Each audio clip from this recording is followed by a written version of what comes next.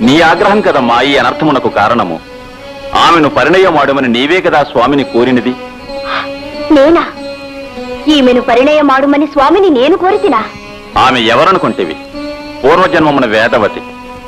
రామావతార కాలమున నిన్ను అగ్నిదేవుడు తన వద్ద ఉంచుకొని ఈ వేదవతిని మాయచేతగా రావణునికి అప్పగించలేదా?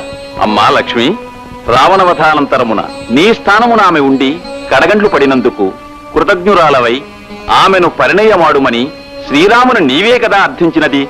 రామావతారమున స్వామి ఏకపత్ని వ్రతుడు గనుక ముందు జన్మమున పరిణయమాడుదనని మాట ఇచ్చినాడు. ఇప్పుడు పరిణయమాడినాడు. అయ్యో, నేనంత అభాగ్యురాలను, పతిని పాషాణ రూపుని చేసిన మహాపాపిని. నాకు ప్రాయశ్చిత్తము లేదు. మరణమే నాకు సరైన దండన. లక్ష్మీదేవి అమ్మా!